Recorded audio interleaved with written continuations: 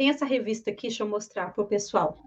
Ele escreveu, pastor, quando foi em terceiro trimestre de 2021. Como foi o processo de Isso. escrita? Demorou muito? O senhor já tinha um livro, já tinha esse conteúdo e depois só adaptou para uma revista da Escola Dominical da CPAD? Como que foi esse processo, pastor?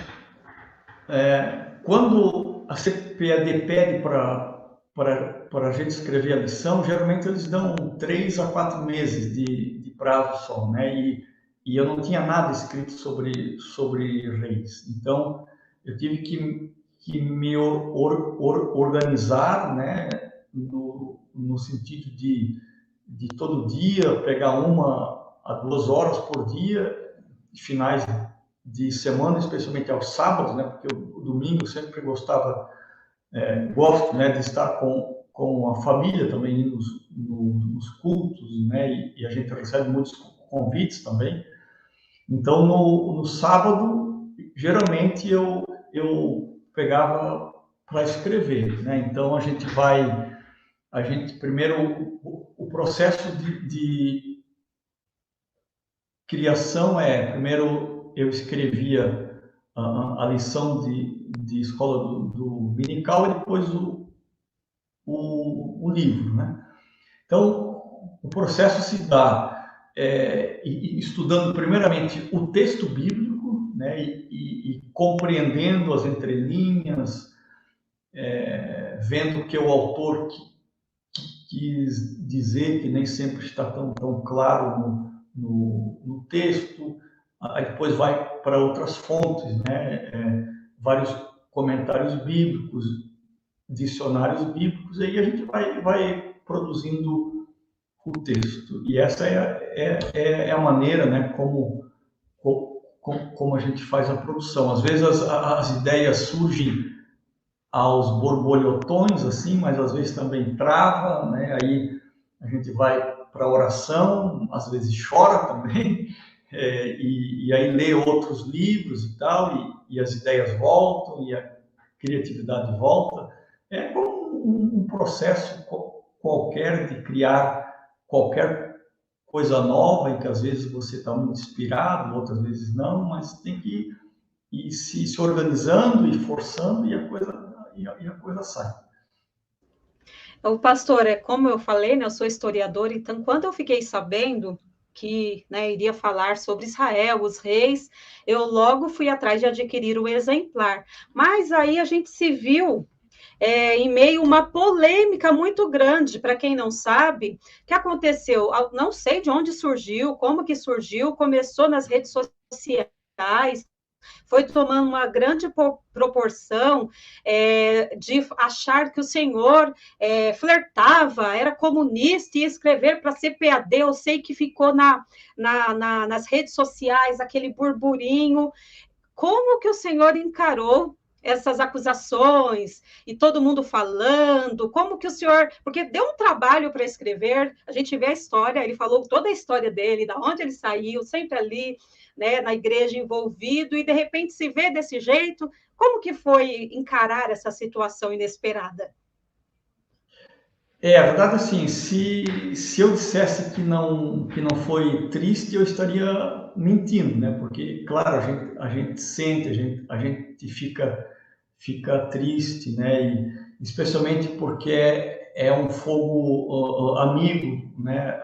Amigo entre aspas, claro, porque que a gente espera que quem é da mesma fé, quem é líder e pastor, como foi o caso da origem dessas acusações, né?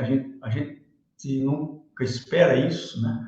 Mas não me cabe aqui dizer as reais motivações disso, porque não são motivações boas, mas a reação a isso para vencer, para dar contra, irmã Silvano, só tem um jeito, apegando-se ainda mais a Cristo, né? Então foram momentos assim de muita oração, de muita entrega a Deus, especialmente dos sentimentos ruins que surgem, né? Porque essas provocações elas também criam no coração da gente sentimentos que nem sempre são tão bons assim, não são nobres. Então, para vencer isso, só colocando mesmo aos pés de Cristo, pedindo a sua graça, né? Eu tive uma rede muito grande de irmãos que se uniram a mim, oraram junto comigo e que se agarraram em Cristo junto comigo, né? Para dar conta disso, porque humanamente, de fato, é muito difícil. E foi um processo assim em que eu percebi, e não só eu, mas a família minha também sofreu junto, os meus amigos e professores aqui na Arfidim, todo mundo sofreu muito, mas foram momentos assim em que eu percebi o cuidado de Deus de maneira tão especial, mas tão especial como poucas vezes na nossa vida a gente vê, né? E especialmente porque nessa hora a sensibilidade fica a flor da pele e parece que daí a gente consegue ver mais, né, o cuidado de Deus. Então foi muito intenso. Só para você ter uma ideia, essa primeira lição de Reis, depois de toda a polêmica que deu, eu fui convidado para dar a primeira lição de escola dominical lá na cidade de Palmas, em Tocantins. E quando cheguei lá, um dos pastores da igreja, né, que é um homem muito crente, um homem de uma vida de oração muito intensa, assim, ele veio conversar comigo e disse: Pastor Clayton, eu preciso lhe dizer algo. Quando você estava no auge daquela polêmica sobre o seu nome, o Espírito Santo me conduziu a orar diariamente várias horas por esse caso. E nós nos unimos aqui na igreja e oramos durante 15 dias, das 5 horas da manhã às 9 horas da manhã, todos os dias. E teve um dia, né, ele falando, o Espírito Santo me conduziu a orar pelo Senhor uma noite toda. Eu passei uma noite toda orando por esse assunto. Aí eu pensei, bom, eu vou ter que ver agora realmente se isso é verdade. Aí eu fui falar com o pastor dele. Aí ele falou, não, pastor, o senhor pode confiar, porque realmente esse meu obreiro aqui, ele é de oração mesmo.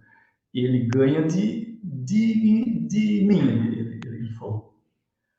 Aí eu fui me inteirar, né? Aí eu disse para ele, o irmão, o senhor pode me dizer exatamente qual foi esse dia que o senhor passou essa noite toda em oração? Ele disse, foi numa quinta-feira, dia tal. Aí